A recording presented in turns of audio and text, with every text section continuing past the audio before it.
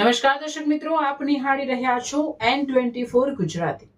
તો નજર કરીશું આજના મહત્વના સમાચાર પર। ભરૂચના રાજીવ આવાસ યોજનાના મકાનો નરકાગારની સ્થિતિમાં।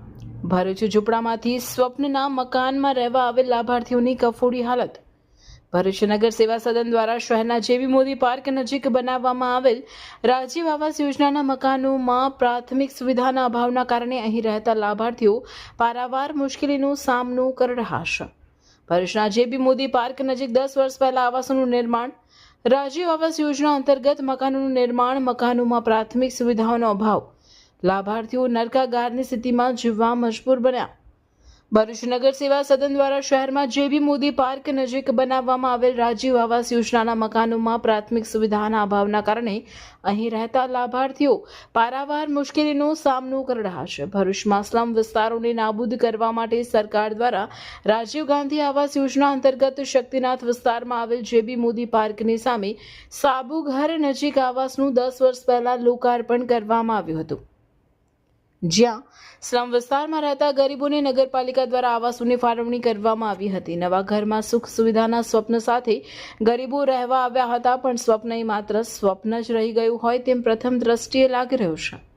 ઝૂંપડપટ્ટીમાં રહેતા લોકોને નગરપાલિકા દ્વારા સારું ઘર આપવાની વાત કરી ગરીબોને આવાસો ફાળવવામાં આવ્યા, પરંતુ થોડા સમય બાદ જ તકરારી આવાસોની હાલત ખસ્તા થઈ ગઈ છે। આવાસમાં રહેતા લોકોનો આક્ષેપ છે કે આવાસો એ પ્રકારના બનાવ્યા છે કે 12 માસ મળમૂત્ર સહિતનું પાણી મકાનોમાં પડતા સ્થાનિકોની હાલત કફોડી બની છે।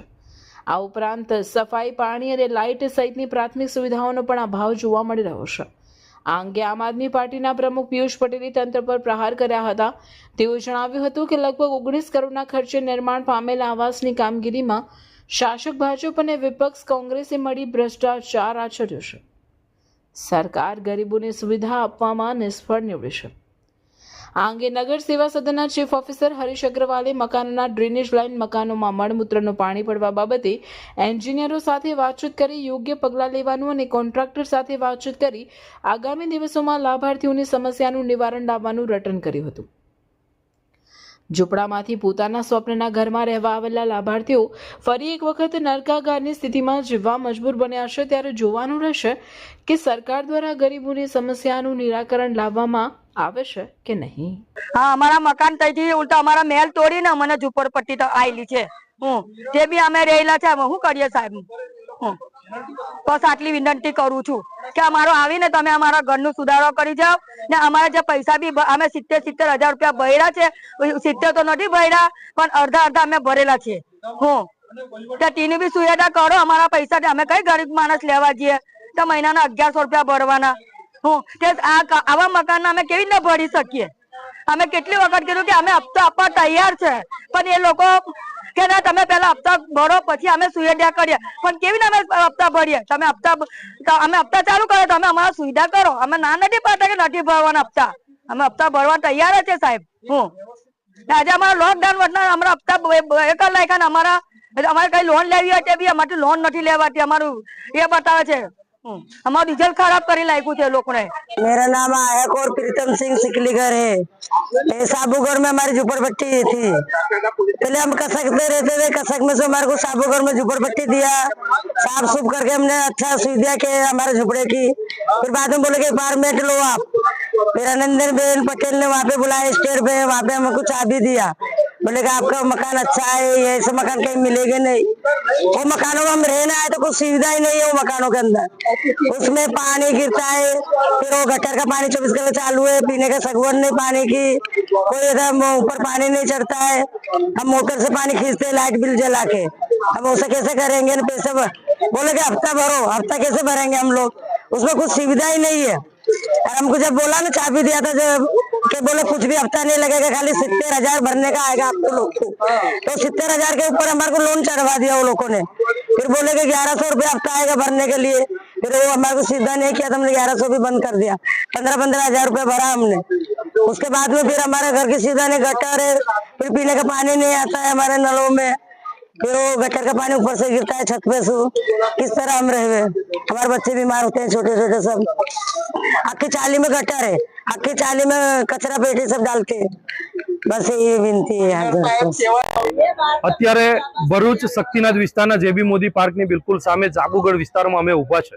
આ રાજીવ ગાંધી આવાસ યોજના જે બનાવવામાં આવી 19 કરોડના ખર્ચે બનાવવામાં આવેલી જે યોજના છે, આની અંદર ભરૂચમાં કેટલીક ઝૂંપડપટ્ટીના લોકોને અહીંયા આવાસ ફાળવવાની વાત હતી, પરંતુ અહીંયા જે લોકો રહે છે અત્યારે 120 મકાન જેટલા લોકો અહીંયા આગળ રહે છે। આ તમામ લોકો અત્યારે દુઃખનો અને પરિસ્થિતિ એટલી ગંભીર છે કે ગંદકીનો સામ્રાજ્યનો અત્યારે એ લોકો સામનો કરી રહ્યા છે। મારી પાછળ જે અત્યારે દેખાઈ રહી છે તમામ ગંદકી આ રાજીવ ગાંધી આવાસ યોજનાની આ ગંદકી છે। અહીંયા જે 19 કરોડ રૂપિયાનો જે ખર્ચો છે એના ઉપરથી દેખાય છે કે ભરૂચના ચૂંટાયેલા જનપ્રતિનિધિઓ વિપક્ષના હોય કે પછી અહીંયા આગળ જે સરકારી વહીવટી તંત્રના અધિકારીઓ હોય, આ તમામ લોકોએ ભેગા થઈ અને 19 કરોડનું કૌભાંડ કર્યું હોય એવું દેખાઈ રહ્યું છે। અહીંયા જેટલા પણ લોકો રહે છે એ લોકો પાણીની વ્યવસ્થાથી વંચિત છે, પીવાના પાણીથી વંચિત છે, એ લોકોને વાપરવાનું પાણી સુદ્ધા પણ એ લોકોને મળતું નથી, ગટરની વ્યવસ્થાથી એ લોકો વંચિત છે, ઇલેક્ટ્રિસિટીની વાત કરીએ તો એનાથી પણ એ લોકો વંચિત છે। આ તમામ સુવિધાઓથી વંચિત લોકોની સામે ભરૂચ નગરપાલિકાએ હાલમાં જ અત્યારે એ લોકોને વેરા પાવતી પણ આપવામાં આવી છે। આ જે વેરા પાવતી આપવામાં આવી તો એ વેરા પાવતીની અંદર એ લોકોને પેનલ્ટી પણ આપવામાં આવી છે। તો સાફ સફાઈ નથી કરી શકતા તો એ લોકો પેનલ્ટી કઈ રીતે આપી શકશે? ત્યારે હું આશા રાખું છું ભરૂચ વહીવટી તંત્ર પાસે કે આ જલ્દીથી જલ્દી આ ચૂંટાયેલા જનપ્રતિનિધિ છે એ લોકોને પણ સૂચન આપવામાં આવે અને સરકારી વહીવટી તંત્ર પણ આની અંદર સીઓ સાહેબ પણ પોતાની કેબિન છોડી અને આ વિસ્તારની અંદર આવે, એ લોકોની સ્થળ મુલાકાત લે અને તાત્કાલિકના ધોરણે એ લોકોને અહીંયા સાફ સફાઈની જે વ્યવસ્થા છે ઊભી કરી આપવામાં આવે। નગરપાલિકા દ્વારા સાબુગઢ વિસ્તારમાં રાજીવ આવાસ યોજના હેઠળ મકાનોનું બાંધકામ કરવામાં આવેલ છે। જે તે વખતે આ મકાનો ડ્રો કરી અને જે તે લાભાર્થીઓને પણ ફાળવવામાં આવેલ છે। આ જગ્યા ઉપર ડોર ટુ ડોરમાં કચરો ઉઘરાવવાની પણ વ્યવસ્થા નગરપાલિકા દ્વારા કરવામાં આવે છે અને ડોર ટુ ડોર સિવાય કચરો ન નાખવા અવારનવાર આ રહીશો સાથે મિટિંગો પણ કરવામાં આવેલ છે। તેમ છતાં કેટલીક જગ્યાએ કચરો નાખવાના એવા પ્રશ્નો બની રહ્યા છે।